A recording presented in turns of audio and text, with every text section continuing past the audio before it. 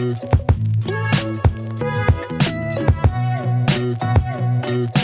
it's Saturday, April 1st, 2023. Yesterday, did what I said I was going to do, which was to finish up parts prep on the smaller parts, the ribs, splice angles, and reinforcement plates or doublers for the horizontal stabilizer. And while that stuff was curing after being primed, I was able to rivet the rear spar of the horizontal stabilizer. I didn't put rivets in any holes that needed to be left open, so that went really well. In fact, the whole thing went really easily yesterday. Just kidding, April Fools. You can tell by looking at the bench behind me that the night didn't finish as well as the day had started. I was going to stop after the rear spar work. And then as I was reading through the plans, the next step for riveting the horizontal stabilizer was just simply to attach the to rivet the forward spar together. That went well, but then to attach the inboard ribs, and that did not go well. It's done now, but you can tell by the mess on the bench there that I had to drill out some rivets, sometimes more than once because of silly mistakes, which I'll probably talk about in that video. At any rate, today, clean up the mess and then start riveting the skins for the horizontal stabilizer. So stay tuned and we'll get after it.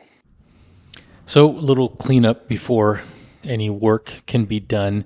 This is kind of a big day because it's the first time that I'm really going to have to do a lot of bucked rivets and have very little confidence that I can do that successfully.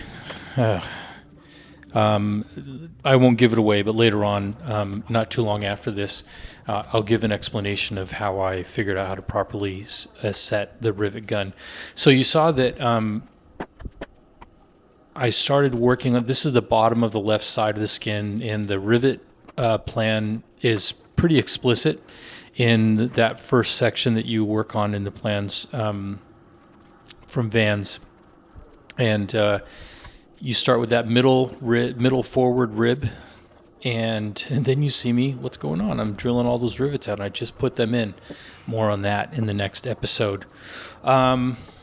But yeah, things actually went pretty well. Once I had finally stumbled upon the best way to adjust my rivet gun to get consistent results, suddenly riveting became far less intimidating and actually pretty satisfying. So yeah, and this day it's all about getting that skin for the left side of the horizontal stabilizer riveted to the skeleton finally. And I say finally because, I mean, think about it. I started working on this thing in December, and here we are, April 2nd, April 1st, a long time in the coming.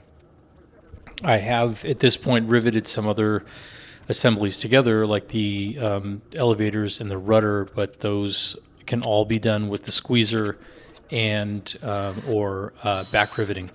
So this will be a whole new challenge, and like I said, it went pretty well. Hearing protection is pretty important when you're working with the rivet gun. After, I don't know, 25 plus years working with firearms, I'm nearly deaf anyways, so why accelerate my run towards hearing aids? So now that I've got that middle nose rib installed, I can go ahead and click on the skeleton and start working on the rest of it. And it looks like what I'm doing here is I'm setting all the rivets along the spar, from the other side. So reaching down inside with a bucking bar on the other side, which is completely concealed from the view of the camera. I don't know why, with a rivet gun. And then just to make sure that you can't actually see anything on camera, I'll probably flip the whole assembly around, so I'm still working from that same side of the table. But this went pretty well. I was happy. I was able to get pretty consistent results on the shop head of those rivets. When you get toward the inner portion of that horizontal stabilizer, I think that my arms were just long enough to reach down in there and set a good rivet. So that is a pretty narrow space for the bucking bar. That spar, especially towards the outboard edges, that channel gets pretty narrow.